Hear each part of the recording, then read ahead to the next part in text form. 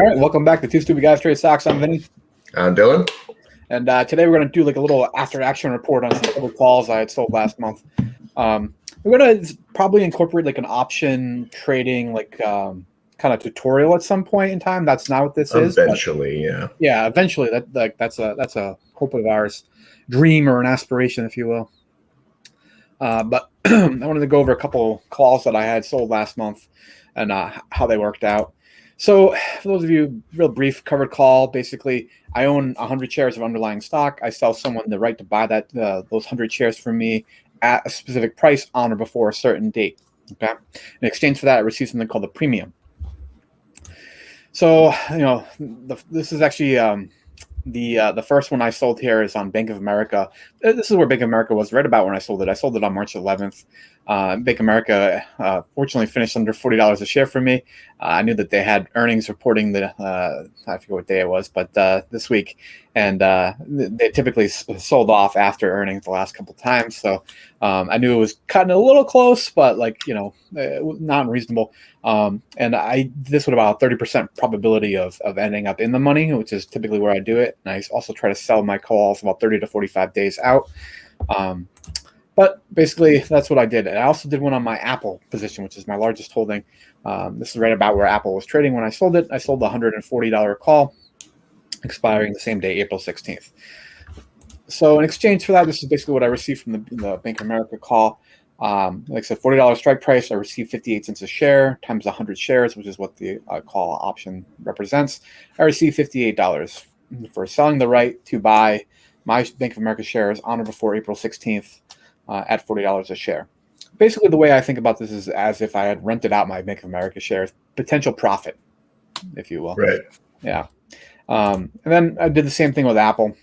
Same expiration date, $140 strike price. I got 69 cents a share, total of $69 on that contract. Elon Musk approves of this particular share price, options contract price, I should say. So what's the next step after you sold the things? You wait, right? Yeah. These are my three pups. Just hang out with them while the options just eat away. There's when you talk about options, you talk about something called theta, which is time decay.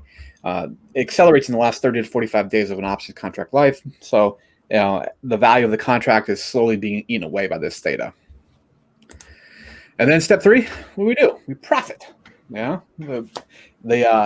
Fortunately for me, these two contracts both expired out of the money, meaning that I was at my maximum profit potential. They gave me some downside protection, if you think about it that way. These are all things we can kind of explain more when we go into a covered call analysis and how to trade them kind of video. But at the end of the day, I was able to keep the $127 total I had received in terms of premium. This is the amount of underlying stock that basically I had sold that premium on. At the time I sold it, up $15,000 or so worth of stock. Not great number, 0.8%. So, a little less than 1% there. But don't forget, I still own all that stock, okay? And the stock has appreciated during that time period, just did not hit my strike price.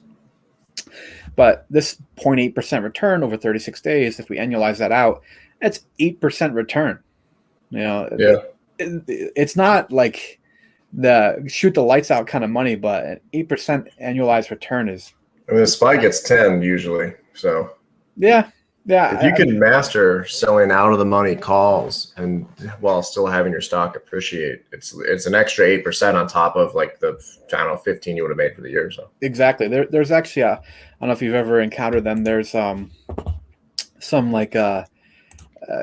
funds you can actually invest in. I can't remember who has one, but it's an interesting combination where they both own underlying stocks that pay dividends and they sell covered calls against those. So it's designed to deliver you a higher degree of income using both of those strategies. It's kind of a cool thing if you eventually get towards retirement age and you're trying to just make money and live off of the profit you make from your retirement nest egg.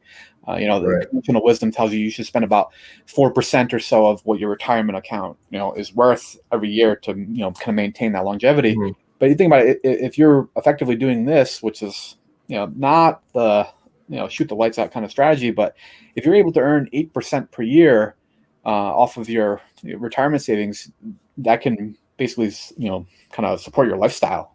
Oh yeah, no, for sure. That's what I did. So I was just doing the math when you're doing this. I probably should have had this in there.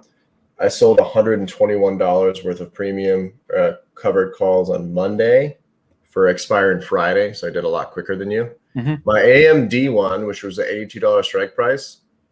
So I was like really mad at first because it was at like $85. It went all the way down to $82.15. I got $33 in premium for it. The person who bought it actually did exercise it at $82.15. So he actually lost $17, I guess. Yeah. I ended up just buying more. I just bought another 100 shares at 82.15. Yeah. So I ended up positive with the 121 because I went to lunch. So I know.